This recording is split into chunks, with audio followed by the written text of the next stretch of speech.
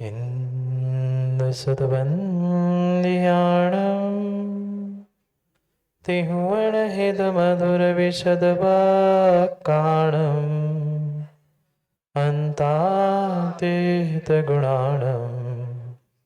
नमो जृणाणं जितभवाणम् सहजानन्दचैतन्य प्रकाशाय महीयसे नमो नेकान्तविश्रान्त महिम्ने परमात्मने स्वसंवेदनसिद्धाय जिनाय परमात्मने शुद्धजीवास्तिकायाय नित्यानन्दचिदे नमः। नमो हरिहन्ताणं नमो सिद्धाणं नमो वायिरीयाणं नमो वत्सायाणं नमो लोहे सवसाहुणम्। पंच परमेष्टि भगवान की, परम पूज्य आचार्य भगवान कुंद कुंद स्वामी की, परम पूज्य आचार्य भगवान अमृतचंद्र स्वामी की, परम पूज्य आचार्य भगवान जयसेन स्वामी की, परम पूज्य आचार्य भगवान गुरुवर विशुद्ध सागर जी महाराज की, सनातन जैन धर्म की।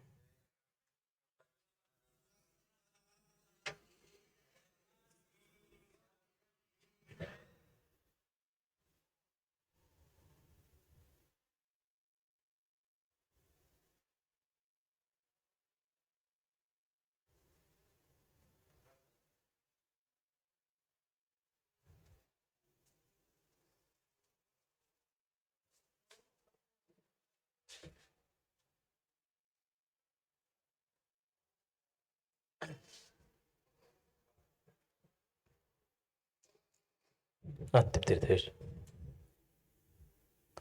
वर्धमान स्वामी के शासन में हम सभी रचते हैं और उनकी यह पावन पीयूष देशना हम सभी के लिए परम उपकारी। उपकारमयी देशना को समझने के लिए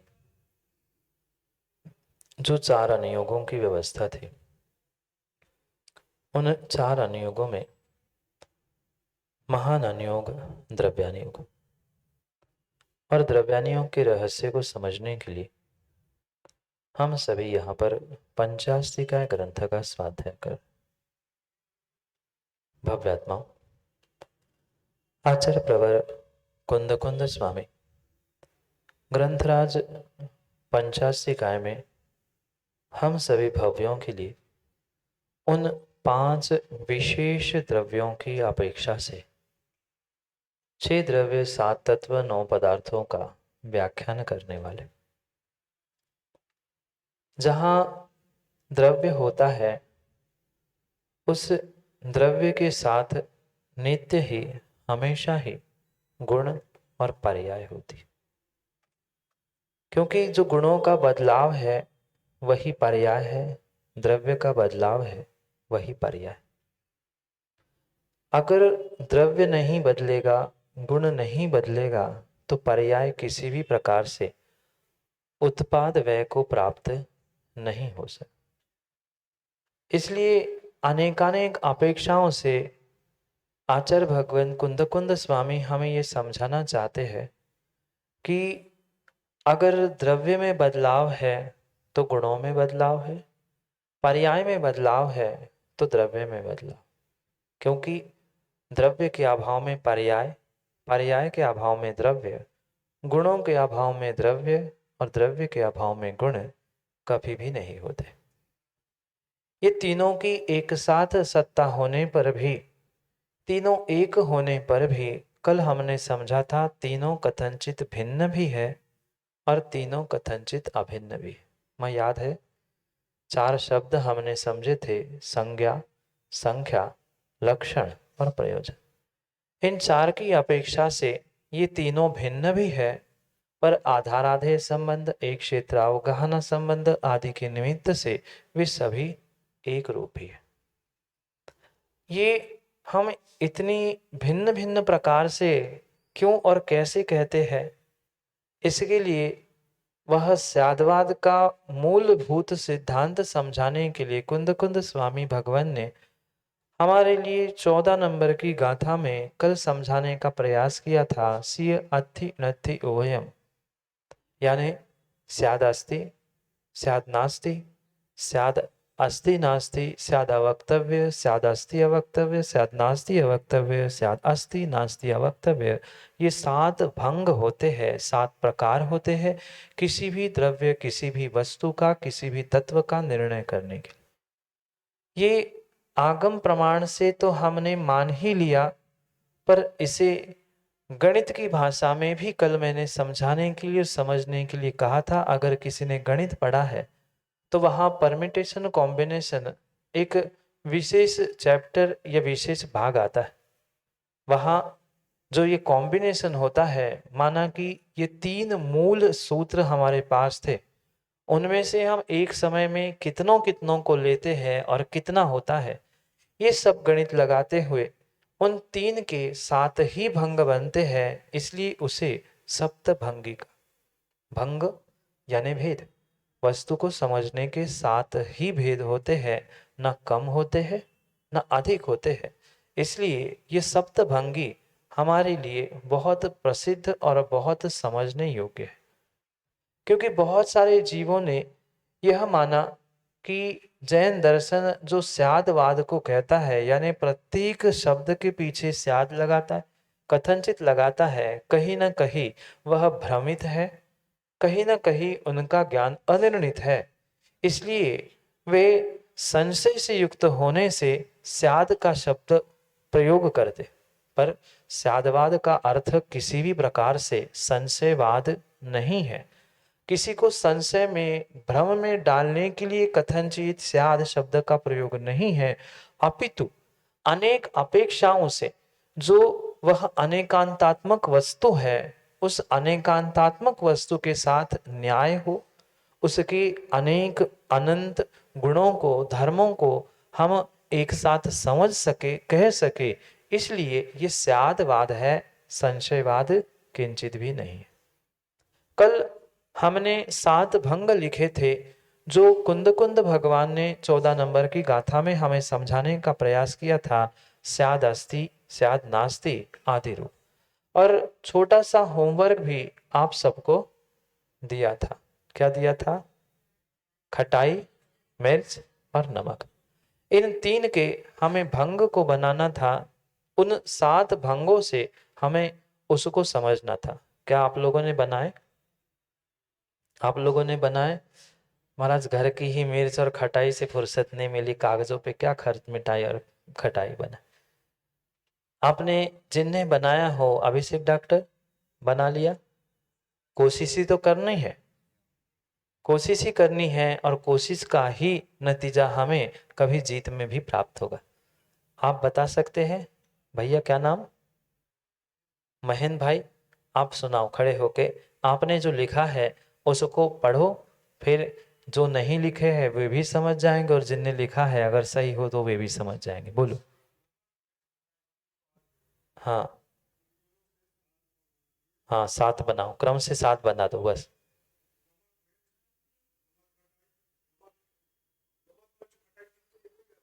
हाँ हाँ हाँ हाँ।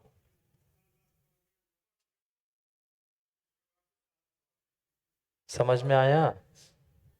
अभिषेक डॉक्टर, आपने क्या लिखा आप बता। नहीं लिख पाए? आप में से कोई लिख पाया? किसी ने लिखा है? जोर से बता दो। 3 हमारे पास थे, उन 3 को ही हमें परस्पर जोड़ते हुए 7 भंग बनाने थे। उन 7 में से कल मैंने 3 बता ही दिए थे। 3 तो मैंने ही बताए थे, बाद के 4 बनाने थे। माँ बताओ।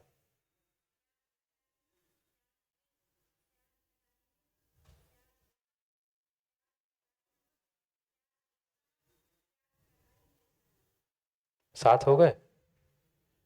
आपने बनाए तो सही, पर क्रम से नहीं लिखे। आपने लिखे तो सही, पर स्याद नहीं लिखा, इसलिए वो सप्तभंगी नहीं हुए। 7 भंग तो हो गए, 7 प्रकार तो हो गए, पर 7 भंगी या सप्तभंगी वह नहीं हुआ। अब जिनने नहीं लिखा है या लिखा भी है तो उसे समझने का और पुनः लिखने का प्रयास करो। हमारे पास कितनी वस्तु थी? 3 वस्तु थी। उन 3 में से हमें ऐसा कॉम्बिनेशन करना था, उसकी ऐसी संयोजना करनी थी जो कभी भी रिपीट नहीं हो, रिपीट भी नहीं हो, कोई छूटे भी नहीं। इसलिए 3 में से सबसे पहले एक एक लेंगे। 3 में से सबसे पहले एक एक लेंगे। तो सबसे पहला क्या होगा? स्याद खटाई, दूसरा स्याद मिर्च, तीसरा स्याद नमक। समझ में आया क्या? स्याद खटाई, स्याद मिर्च और स्याद नमक। क्योंकि बीसी जैन साहब, आप तो इंजीनियरिंग के स्टूडेंट हो, तो आपने तो कॉम्बिनेशन सीखा है। तो वहाँ C3C1, 3C2 और 3C3 इस प्रकार के कॉम्बिनेशन का रिजल्ट जो आएगा वह टोटल करके 7 ही आता है, उससे कम उससे ज़्यादा नहीं आता। भले ही आपको वो गणित की भाषा फॉर्मूला समझ में नहीं आया, इतना समझना होगा 3 में से पहले एक एक लेंगे जो हमने लिखे। अब 3 में से 2 का कॉम्बिनेशन करेंगे। 3 में से 2 लेंगे। कैसे लेंगे? पहले 2 लेंगे तो स्याद खटाई मिर्च, फिर क्या बनेगा? स्याद मिर्च नमक। समझ में आ रहा है क्या? 3 ऐसे लिख लो कागज पे, तो बहुत जल्दी समझ में आएगा कि कैसे भंग बनते हैं। पहला भंग था स्याद खटाई, दूसरा स्याद मिर्च, तीसरा स्याद नमक, फिर चौथा स्याद खटाई मिर्च, पांचवा स्याद मिर्च नमक, अब छठवा, पहला और तीसरा स्याद खटाई नमक। बन गए? कितने हुए? 6 ही हुए। अब 7वां 3C3, मतलब 3 में से तीनों एक साथ लेंगे। तीनों एक साथ लेंगे, क्या बनेगा? स्याद खटाई मिर्च नमक। इतना तो आसान था। बन गए? डॉक्टर अभिषेक, समझ में आया? अब ये जान के मैंने ऐसे शब्द दिए थे क्योंकि आगम के शब्द तो आप कहीं से खोज खाज के लिख के ले आते, उसमें तो नकल करनी थी, अस्थि की जगह अपना शब्द लिखना था, नित्य अनित्य जो भी कहता, पर वो विशेष बात नहीं थी। ये अगर समझ में आ गया तो आप कभी भी कहीं भी उस 7 भंगों को सप्तभंगी को बना लोगे। समझ में आया क्या? खटाई मिर्च की सप्तभंगी? सप्तभंगी। अब पुनः आगम के उन अस्थि नास्ति रूप सप्तभंगी पर हम पहुंचने का प्रयास करते। कल लिखा था शायद अस्थि शायद नास्ति, उसको देखो।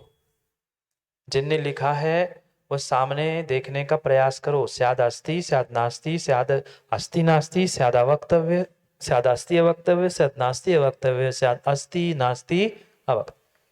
बात आई समझ में? पहले तीनों को अलग अलग लिखा, फिर तीनों में से 2 2 लिए, फिर तीनों में से 3 ले लिए। ऐसे करते हुए 3 3 और 1, ऐसे 7 भंग बने। चाहे वह अस्थि नास्ति रूप हो, नित्य अनित्य रूप हो, चाहे मिर्च खटाई आदि रूप हो, वह मात्र शब्दों का हेरफेर है, पर विषय को और विषय के प्रस्तुतिकरण को समझना। अब हमने जो अस्थि समझा था, अस्थि मतलब है, अस्थि यानी है, कथनचित है, कथनचित है, कथनचित नहीं है, कथनचित है नहीं और कथनचित अवक्तव्य। ये चौथा भंग कैसे बना? चौथा भंग कैसे बना? सामान्य इधर दृष्टांत से देखते हैं, समझते हैं। इधर देखो, ये पेन, ये पेन, बोलो ना, नहीं है, ये पेन है, ये कागज। पुनः समझो, ये पेन, कागज स्वचतुष्टय की अपेक्षा से, स्वद्रव्य, स्वक्षेत्र, स्वकाल और स्वभाव की अपेक्षा से यह द्रव्य है। पेन पेन है, ठीक है, पर पेन कागज नहीं है, पेन पुस्तक नहीं है, पेन टेबल नहीं है, पेन माइक नहीं है। बात आई समझ में? पर चतुष्टय की अपेक्षा से, पर द्रव्य, पर क्षेत्र आदि की अपेक्षा से पेन नहीं है। ये पेन है कि नहीं? पेन नहीं है कि नहीं? ये पेन नहीं है माइक की अपेक्षा से, कागज की अपेक्षा से, जीव की अपेक्षा से। बात आई क्या समझ में? पेन पेन की अपेक्षा से है, स्वजाति अपेक्षा, स्वचतुष्ट अपेक्षा, पर जाति की अपेक्षा से वह पेन नहीं है, क्योंकि वो उसकी अपेक्षा हो गई। इसलिए पर चतुष्टय की अपेक्षा से नहीं है, पर स्वचतुष्टय की अपेक्षा से है। बात आई क्या समझ में? मैं जीव हूं क्या? मैं जीव नहीं हूं, पुद्गल की अपेक्षा से। बात समझने का प्रयास करो। इतनी बात समझ में आई? स्याद अस्ति मतलब है, ये वस्तु है, स्व की अपेक्षा से है, पर की अपेक्षा से नहीं है। पर ये मात्र है ही और नहीं कि दोनों भी हो सकते हैं। पेन पेन है, पेन कागज नहीं। तीसरा भंग बना रहे हैं, पेन पेन है, पेन कागज नहीं। ये तीसरा बन गया स्यादास्ति नास्ति। पर दोनों को एक साथ कह सकते क्या? दोनों को एक साथ एक समय में कह सकते क्या? नहीं कहा जा सकता।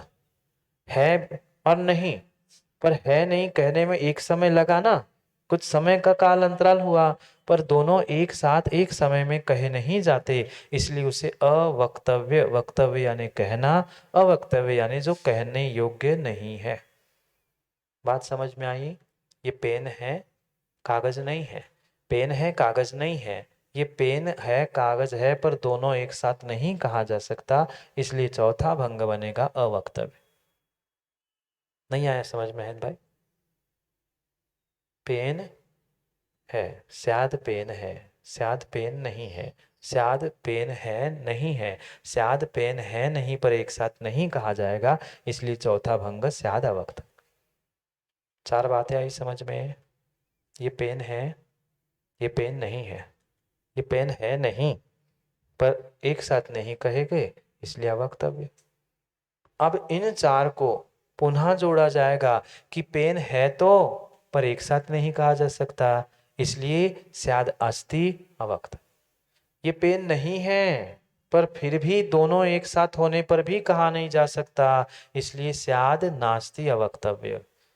ये है भी नहीं भी, पर फिर भी है नहीं होने पर भी एक साथ कहा नहीं जा सकता, इसलिए सातवां भंग बनेगा स्याद अस्ति नास्ति अवक्तव्य। समझ में आया? हाँ ऐसा। वस्तु है, वस्तु नहीं है, वस्तु है नहीं, वस्तु अवक्तव्य, वस्तु है अवक्तव्य, वस्तु नहीं अवक्तव्य, वस्तु है नहीं अवक्तव्य। ये सात भंग बने। तो प्रत्येक के पीछे ये स्यात् शब्द का प्रयोग क्यों किया? क्योंकि सप्तभंगी का नियम ही है, जब तक वह स्याद प्रयोग नहीं है तब तक वह सात भंग नहीं बन सकते। वह स्याद भंग नहीं बन सकते। स्याद पद सर्वथा पने का निषेधक है, लिख लो। स्याद पद सर्वथा पने का निषेधक है। स्याद शब्द सर्वथा पने का निषेधक है। सर्वथापना यानी ऐसा ही है, इसका निषेध करने के लिए। ये पेन है ही क्या? ये मात्र पेन ही है क्या? पेन है ही क्या? नहीं है, ये कागज नहीं है, ऐसा कहा जाएगा कि नहीं? इसलिए सर्वथा पने का निषेधक होने से उसे क्या कहा? स्याद। शब्द लिख ले क्या? सर्वथा पने का निषेधक है, कौमा अनेकांत का द्योतक है। सर्वथा पने का निषेधक है, अनेकांत पने का द्योतक है। तथा, तथा कथनचित रूप में लिख लो, फिर समझते हैं। तथा कथनचित रूप में, कथनचित अर्थ में, सॉरी, कथनचित अर्थ में, कथनचित अर्थ में अव्यय रूप से प्रयोग किया है। कथनचित अर्थ में अव्यय रूप से ग्रहण किया है।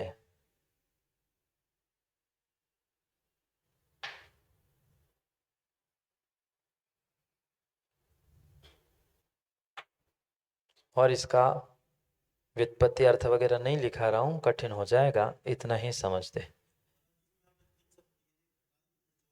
हाँ हाँ, यहाँ यहाँ अस्ति नास्ति नहीं लगेगी, यहाँ अस्ति नास्ति लगेगी ही नहीं। अगर अस्ति नास्ति, सुनो सुनो सुनो, यहाँ अगर एक में अस्ति नास्ति लगाएंगे तो खटाई के साथ भेद बनेंगे, मिर्च के साथ भेद बनेंगे, और ऐसे नहीं, वैसे नहीं बनाने थे। हमारे पास तीन द्रव्य थे ना, तो इनको ही परस्पर मिला के सात बनाने थे। एक में अस्ति नास्ति नहीं लगाना था। मैंने कल भी कहा था अस्ति नास्ति के भंग बनाने ही नहीं है। नहीं, नहीं बनेंगे। बनाए आपने पर सही नहीं बनाए। अरे दिखा दो आप, पर ऐसे नहीं बनेंगे। बनेंगे कैसे? जैसे हमने अभी आपको समझाया, बिल्कुल ऐसे ही वे बनेंगे। कैसे बनेंगे? स्याद खटाई, स्याद मिर्च, स्याद नमक। अगर हम उसमें लगाएंगे तो स्याद खटाई अस्ति, स्याद मिर्च नमक नास्ति, तो ये काम गड़बड़ हो जाएगा। सात नहीं बनेंगे, 21 बनेंगे फिर। हाँ तो तीनों के फिर तीनों के अलग अलग बनाओ कि तीनों के एक एक एक ही बनाओ।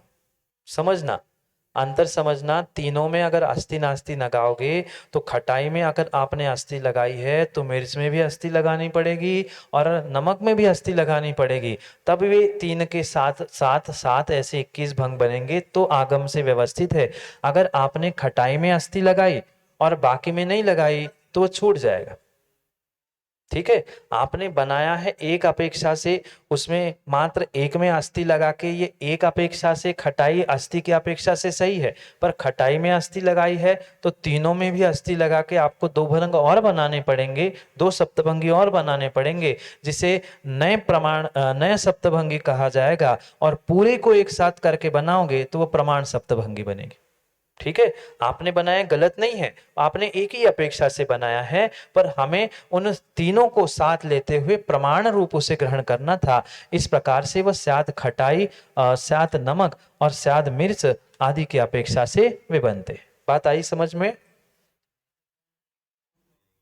है प्रमाण जब पूरे वस्तु को एक साथ ग्रहण किया जाएगा वह प्रमाण शब्दभंगी है, और उसी वस्तु के किसी अपेक्षा से पुनः उस अपेक्षा से भेद करते जाएंगे तो उतने उतने उतने वह भंग बनते जाएंगे। ये नए शब्दभंगी। स्याद प्रमाण में भी लगेगा और नए में भी लगेगा। वस्तु को वस्तु के रूप में एक साथ ग्रहण करना ये प्रमाण है, और उस वस्तु के एक विशेष किसी अपेक्षा से उसका कथन करेंगे तो उसका भी 7 प्रकार से कथन होगा कि एक ही प्रकार से होगा? अ? दोनों में स्याद ही लगेगा कथनचित। एक एक प्रश्न पूछो। मैं बहु प्रतिभा का बहुत सुनने वाला नहीं हूँ, एक एक सुनेंगे, एक एक का उत्तर मिलेंगे। शतावधानी बनने में समय है, फिर तो समझेंगे। बोलो निर्मल जी। हाँ, और नए में जब भी सप्तभंगी का कथन होगा, कथन जब भी होगा 7 भंगों से होगा। ठीक है, चाहे अरे चाहे प्रमाण का कथन हो चाहे नए का कथन हो। प्रमाण का भी कथन होगा कि नहीं होगा? पहले तो आप मेरे प्रश्न का उत्तर दो, प्रमाण का कथन होगा कि नहीं होगा? चेतन जी, प्रमाण का कथन होगा कि नहीं होगा? वही तो समझना है। प्रमाण का कथन करते समय स्याद लगेगा, नए का भी कथन करते, समझने की बात नहीं चल रही, स्याद वाद है। जब भी प्रमाण का कथन होगा तो वहां भी कथन करते समय हम ऐसा नहीं कह सकते कि ऐसा ही है। प्रमाण में भी सप्तभंगी और नए की भी सप्तभंगी है। न्याय दीपिका ग्रंथ पढ़ना पड़ेगा। बिल्कुल नहीं, बिल्कुल हाँ, कथन के लिए है, नए के लिए मत कहो। कथन के लिए वाद है तो हम प्रमाण का भी वाद करेंगे और नए का भी वाद करेंगे। प्रमाण का भी कथन होगा और नए का भी कथन होगा।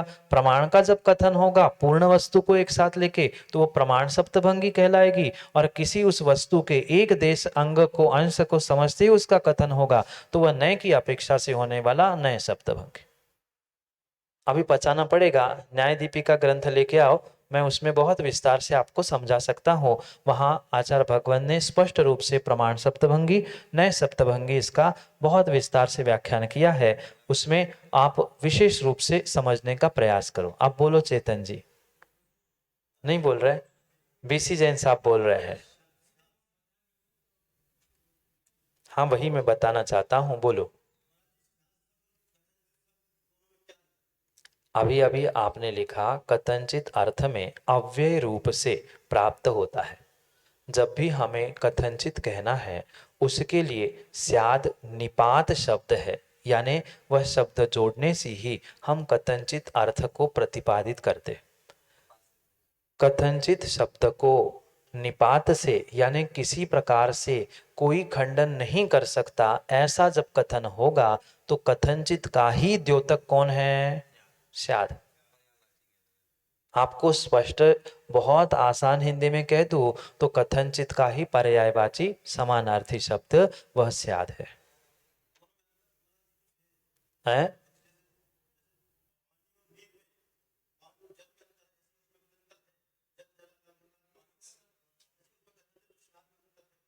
कथनचित कथनचित अंतर है और स्याद में स्याद अंतर है। एक निपात शब्द है, मैं वही कह रहा हूँ। व्याकरण के कुछ नियम होते हैं। अव्यय रूप, वे कहाँ है? प्रोफेसर साहब बैठे के चले गए? प्रोफेसर साहब आपने तो पढ़ा है व्याकरण, आप समझे और समझाने का भी प्रयास करें। कुछ निपात शब्द सिद्ध होते हैं जिन्हें अव्यय रूप कहा जाता है, जिनका कभी व्यय नहीं होता, जिसका जैसा अर्थ है उसको वैसा ही सब जगह ग्रहण किया जाता है, उसे निपात शब्द कहते हैं। तो कथनचित का निपात रूप शब्द अव्यय रूप शब्द है, वह स्याद है। कल ही हमने समझा था संज्ञा, संख्या, लक्षण, प्रयोजन, इनकी अपेक्षा से दोनों में अंतर है, पर दोनों लगभग समानार्थी ही है, एक ही विषय को प्रतिपादित करने वाले होने से। समझ में आया क्या?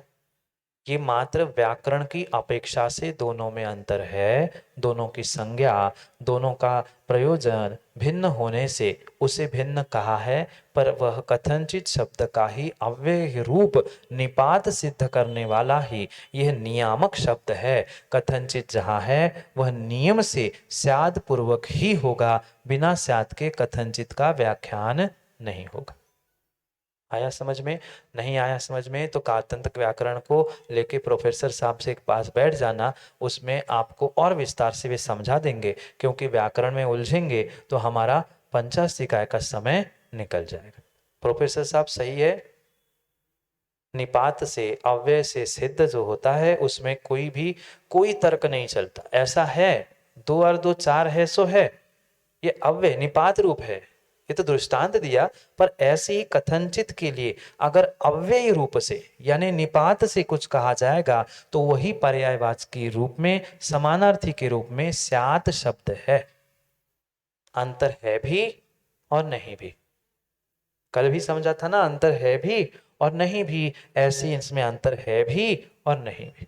शब्द की अपेक्षा से अंतर है, प्रयोजन की अपेक्षा से अंतर है, संज्ञा की अपेक्षा से अंतर है, पर फिर भी एक ही के वाचक है। इसलिए पानी और नीर में अंतर है क्या? आपके दृष्टांत को कह रहा हूं, पानी और नीर में अंतर है क्या? वैसे ही अंतर कथनचित स्याद में है भी और नहीं भी। एक ही वस्तु को नीर और पानी किसको इंगित कर रहा है? पर वस्तु अलग अलग है क्या? वही तो भूल है। बरसने वाला पानी जो होता है उसे नीर कहा, और इकट्ठा किया गया जो नीर है उसको पानी कहा। समझना मैं क्या कह रहा हूं, आप हाँ कह रहे हो। बरसते हुए पानी को नीर कहा और इकट्ठा किए गए नीर को पानी कहा, तो वस्तु अलग अलग हुई। H2O के अलावा कुछ बरस रहा था, पानी जो इकट्ठा हुआ वो H2 के अलावा कुछ है क्या? कथन में अंतर है, वस्तु वही है। आप पिताजी हो कि बेटे हो, ये बताओ। तो अपेक्षा क्यों नहीं लगा रहे? वस्तु आप एक हो कि चार हो? मैं क्या कह रहा हूं ये पहले बताओ। आप एक हो कि चार हो? आप वस्तु रूप एक हो कि चार हो? द्रव्य एक हो कि चार हो? पर वस्तु रूप फिर पानी और नीर एक है कि अलग अलग है? आप बोलो ना। आप वस्तु रूप एक हो, चार अपेक्षा लगाने पे, चार कथन करने पे चार रूप दिखते हो। ऐसे ही पानी, नीर, जल, आपा आदि जितने जितने शब्द है ये मात्र अपेक्षाकृत है, वस्तु तो एक ही है। क्वालिटी में अंतर हो सकता है, क्वालिटी में आप मान रहे हो, क्वालिटी कहीं नहीं बदली। क्या H2O ऊपर से पानी गिर रहा है वह डॉक्टर साहब H2O नहीं है? जो इकट्ठा किया है वो क्वालिटी उसकी H2O नहीं है? आप दोनों बातें कहते हो। आप स्वयं पहले अपनी बात पे पक्के हो जाओ, फिर आपके पिता की क्वालिटी में अंतर है, आपके जीव द्रव्य की क्वालिटी में अंतर है, आपके बेटे की क्वालिटी में अंतर है कि नहीं? मानो फिर। आप अपने वचन पे ठाम रहो कि अगर क्वालिटी में अंतर है तो आपके द्रव्य में, आपकी अपेक्षाओं में, पिता में और बेटे में भी अंतर होना चाहिए। उसमें तो आप अंतर मान नहीं रहे हो, पर पानी में कैसा अंतर है फिर? अरे शुद्धि अशुद्धि बाहर की बात है, ये आप कहाँ उलझ रहे हैं? वस्तु को वस्तु रूप से समझो, वस्तु को वस्तु रूप से ग्रहण करो। वस्तु एक थी, एक है और एक ही है। वह चाहे तो आप नीर कह दो, पानी कह दो, चाहे पिता कह दो, चाहे बेटा कह दो। जीव द्रव्य कितना है? पुद्गल द्रव्य कितना है बताओ? चाहे पानी कह दो, नीर कह दो, वाटर कह दो, H2O कह दो, द्रव्य कितना है? पुद्गल द्रव्य नहीं है? एक है कि चार है? अब नहीं बोलेंगे। आप कितने हैं? मैं पुद्गल, पूरी पुद्गल की बात नहीं कह रहा हूं। वो जो पानी, नीर, आपा कह रहे हो वो कितने द्रव्य है? वे अनंत द्रव्य है। एलिमेंट्स नहीं पूछ रहा हूं मैं, द्रव्य पूछ रहा हूं। बौद्ध मत बनो, बौद्ध मत बनो, बौद्ध दर्शन वाले मत बनो। बौद्ध को पूछो ना, वो कहता है ये क्या है? ये गाय नहीं है, अगो है। ये भैंस नहीं है, ये बकरा नहीं। अरे भाई साहब बोलो ना पहले क्या है, फिर निषेध करोगे तो समझ में आएगा। पहले अस्थि का कथन होता है, फिर नास्ति का कथन होता है। पहले स्याद अस्थि है और फिर स्याद नास्ति है। जो समझा है, जो रटा है वो तो रटा ही है। जो रटा है उसके आगे भी रटने का और समझने का प्रयास करो। प्रोफेसर साहब आप कितने हो? पिता, बेटा, भाई, ये अपेक्षा है कि ये वस्तु है? क्यों? फिर पानी में क्यों नहीं अपेक्षा लगा पा रहे आप? अपने में तो कह रहे हैं कि मैं पिता भाई सब अपेक्षा से हूं। ऐसे ही पानी, नीर, जल, आपा, वाटर ये सब कुछ अपेक्षाकृत कथन है। वह वस्तु तो एक थी, एक है, एक ही है, हैं?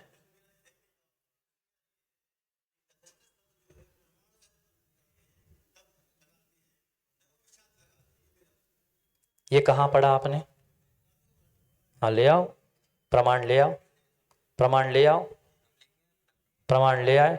आप ले आओ, फिर मेरे पास प्रमाण है, मैं भी दे दूंगा। बात पानी में आपने छेड़ी, पानी और नीर भिन्न भिन्न है, इसलिए मैं दृष्टांतों को समझा रहा हूं। आपको दृष्टांत समझना है तो आप दृष्टांत ले आए। और आगम प्रमाण चाहिए, आचार्य प्रणीत ग्रंथ चाहिए। किसी विद्वान का जो आगम के बाह्य है वो मेरे लिए प्रमाण नहीं हो सकता। आपके पास प्रमाण है तो मेरे पास भी न्याय दीपिका प्रमाण है। और न्याय दीपिका में आचार्य भगवान ने स्पष्ट रूप से प्रमाण सप्तभंगी में भी स्याद कहा है और नए सप्तभंगी में भी स्याद कहा है। वह दोनों पर्यायवाची है। लिखने वाले ने स्याद को कभी कथनचित लिख दिया, कथनचित को कभी स्याद में लिख दिया, तो वो लिखने वाले की और समझने वाले की गलती है, वह कहने वाले की, आचार्य भगवान की गलती नहीं है। वह जो आपने शायद पढ़ा है वह कहीं लिखने में या आपके समझने में गड़बड़ है। प्रमाण में कथनचित और नए में स्याद, ऐसा किसी भी आचार्य भगवंत का कथन नहीं है, नहीं है और तीन काल में नहीं है। वह आप प्रमाण ले आए और फिर विचार करते हैं। पर आप प्रमाण से बात करेंगे तो हम प्रमाण से बात करेंगे, आप नए की बात करोगे तो हम भी नए की बात करेंगे। जब कुंद कुंद स्वामी, यहाँ भी आपको उसी ग्रंथ में देखला, यही भी स्पष्ट रूप से आचार्य भगवंत लिख रहे हैं। टीका खोल दो इसी ग्रंथ की टीका में स्पष्ट रूप से जब प्रमाण सप्तभंगी का व्याख्यान यहाँ कर रहे हैं, वहाँ आचार्य भगवंत ने स्याद शब्द का ही प्रयोग किया है, कथनचित शब्द का प्रयोग नहीं किया। पढ़ो, स्याद अस्ति द्रव्यमिति पठनेन वचनेन प्रमाण सप्तभंगी ज्ञायते। वह आचार्य भगवंत जयसेन स्वामी की टीका 14 नंबर की तात्पर्य वृत्ति, उसमें से पहला नहीं दूसरा पैराग्राफ खोल के देख लेना। सूक्ष्म व्याख्यान विवक्षयाम पुनः सदेकन इत्यादि धर्मेशु मध्ये एकैक धर्मे, इसके 1 2 3 4 5 6 7वीं 8वीं लाइन में देख लेना, वहां पर लिखा है। माता वो आप भी देख लो, ऐसा नहीं हो कि महाराज ऐसे ही कह रहे हैं, आप देख लो। जयसेन स्वामी की तात्पर्य वृत्ति टीका में दूसरे पैराग्राफ में स्पष्ट रूप से लिखा है। आप नीचे से तीसरी चौथी लाइन देख लो, मिल गया क्या? पेज नंबर अलग अलग है सबके, 30 नंबर पेज पे देख लो। दूसरे पैराग्राफ में आचार्य भगवान स्पष्ट रूप से कह रहे हैं, स्याद अस्ति द्रव्यम इति पठनेन वचनेन प्रमाण सप्तभंगी ज्ञायते। चेतन भैया, प्रोफेसर साहब, मिल गया क्या? प्रमाण सप्तभंगी ज्ञायते किससे? स्याद अस्ति, कथनचित अस्ति नहीं। बीसी जैन साहब, मिल गया प्रमाण? प्रमाण के बाहर कहीं बात नहीं है, चाहे प्रमाण हो चाहे न हो, स्याद ही होगा। लिखते समय स्याद को समझने के लिए किसी ज्ञानी ने उसे कथनचित लिखा हो, पर लिखा हो सकता है, पर कथनचित स्याद में कोई ऐसा अंतर नहीं है। ये गलतफहमी दूर करनी होगी। हो गई बस। मैंने वही, इसलिए हम भी जानते हैं कहां से आप बोल रहे हैं और आप कहां इंगित करना चाहते हैं। मैं आपसे ही नाम सुनना चाहता, पर नाम लेने की आवश्यकता नहीं है। बहुत अच्छा किया, आपके निमित्त से सबको ये भी निर्णय हो गया कि महाराज भी झूठ नहीं बोल रहे हैं, जो लिखा है वही प्रमाण कहा है। प्रमाण सप्तभंगी भी स्याद से ही होती है, कथनचित से। आप जो कहना चाहते थे मैं भी जानता हूं आप किसकी बात कह रहे हैं, क्योंकि गुरुजी ने चेतन भाई इतना पढ़ाया है, किसने कितना गलत बोला है ना, वो सब पढ़ता हूं और फिर जाके गुरुजी ने भी हमें यही पढ़ाया है, इसलिए नींद में भी कभी गड़बड़ नहीं होगी। प्रमाण सप्तभंगी भी किसके कहेंगे? स्याद से ही कहेंगे, और नए सप्तभंगी भी स्याद से ही कहेंगे। कथनचित कह दो, कहने में दोष नहीं है, पर आचार्यों ने ये नहीं कहा कि प्रमाण में कथनचित और नए में स्याद, ऐसा कहीं नहीं है। स्याद दोनों जगह है। मिल गया प्रमाण? मां मिल गया प्रमाण? आगम के बाहर, प्रमाण के बाहर कोई भी चर्चा नहीं है, इसलिए ना भ्रमित हो ना दूसरों को भ्रमित करो। आगे बढ़ते। बहुत अच्छा किया, आपके साथ 50 लोगों का और निर्णय हो गया, ज्ञान सम्यक ज्ञान हो गया, कौन सी बुराई। अभी आपने पूछा, कल वे माता कोई पढ़ के आती कथनचित ज्ञानी की बात को, तो वे ज्ञानी को कथनचित माने कि स्याद माने? ज्ञानी को कथनचित मानोगे कि स्याद मानोगे?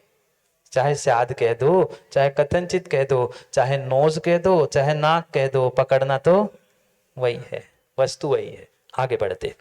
समझ में आए? सात भंग ये सप्तभंगी है और इसके माध्यम से वस्तु को समझा जाता है। ये सात से ना कम होते हैं ना सात से ज्यादा होते हैं, जितने जैसे हैं उतने ही हैं, इससे ज्यादा अपेक्षाएं नहीं होती, इससे कम भी अपेक्षाएं नहीं होती। अगर कम हो रहा है तो गड़बड़ है, ज्यादा हो रहा है तो गड़बड़ है। अन्योन्यमनितरिक्तम, न कम न ज्यादा, जो जैसा है उतना ही वैसा समझे, यही यहाँ पर समझा। अगली गाथा में 15 नंबर पर समय 5 मिनट और है, गाथा तो अपन पढ़ ही लेंगे, फिर उसके विषय को पुनः विस्तार से समझने का प्रयास करते। गाथा नंबर 15। मां सात भंग समझ में आए क्या? स्यात शब्द समझ में आया क्या? कथनचित का निपात सिद्ध शब्द स्यात है। वह स्यात पूर्ण रूप से सर्वथा का निषेधक है अनेकांत का द्योतक है और भी अव्यय रूप से कथनचित को प्रस्तुत करने वाला है, ऐसा वह स्याद पद है। ये स्याद जो पद बना है ना बीसी जैन साहब, वह अस धातु के विध्यर्थक प्रयोग करते हुए एक वचन अन्य पुरुष का एक वचन रूप है। ये बहुत डिटेल आपको वे प्रोफेसर साहब जो व्याकरण पढ़ चुके हैं ना वो बता सकते हैं। प्रोफेसर साहब अस धातु का वह विध्यर्थक अन्य पुरुष का एक वचन रूप है, जिससे ये स्याद निपात शब्द बना है, उसका यह अर्थ ग्रहण नहीं किया, पर वो ऐसे धातु से ही बनता है। यहाँ पर ये पद की व्याख्या हमने समझी। आगे बढ़ते हैं, 15 नंबर की गाथा को पढ़ते हैं, नहीं तो ऐसा होगा कि आज गाथा पढ़ी नहीं, इसलिए गाथा पढ़ते हैं, अर्थ कल समझते। भावसणथिणासो णत्यभावस्य चेवो पादो गुणपच्चये सुभावा पादवै पकोवन्ति। पढ़ो।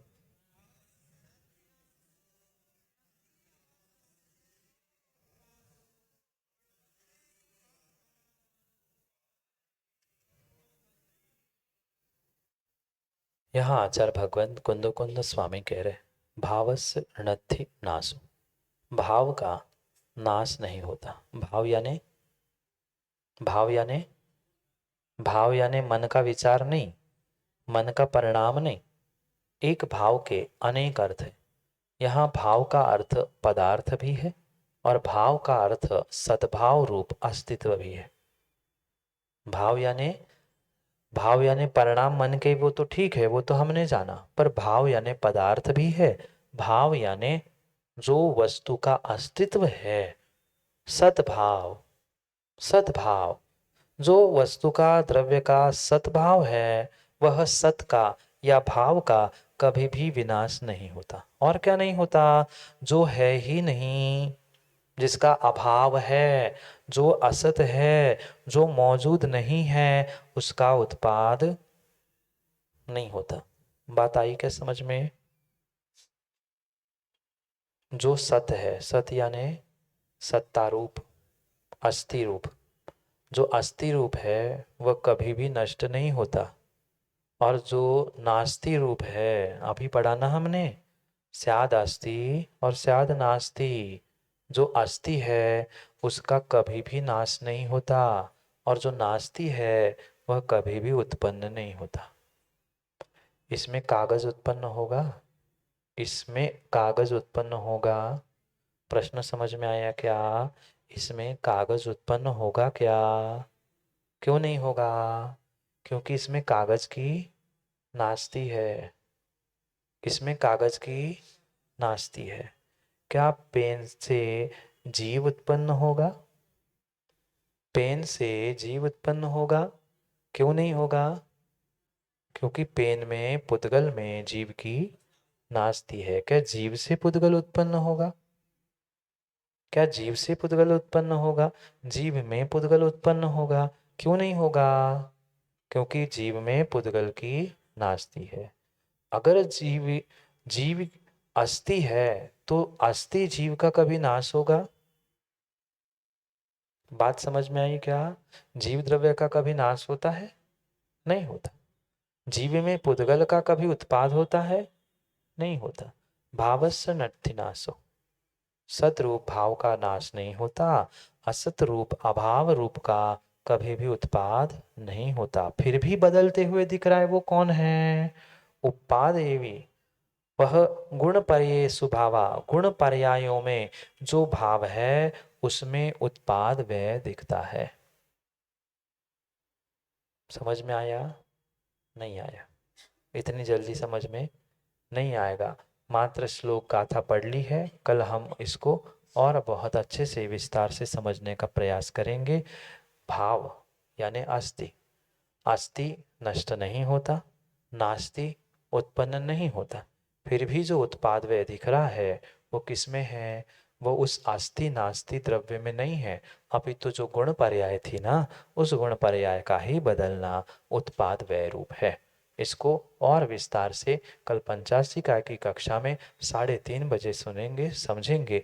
बाकी तो कक्षा कल नहीं है, पर पंचाशिका समय पर स्वाध्याय के रूप में हमें समझनी है, तो समय पर समय का निर्णय करते हुए ये ऐसा सिद्धांत है जिसे हमारे आगम में ही नहीं अपितु वर्तमान के वैज्ञानिकों ने भी इसको ग्रहण किया है, जिसके माध्यम से बहुत सारे सिद्धांत उन्होंने बनाए हैं। वह विज्ञान और वितराग विज्ञान का निर्णय कल समय पर समय के लिए करेंगे, क्योंकि समय पे किया गया काम समय को दिलाता है। बोले भगवान महावीर स्वामी की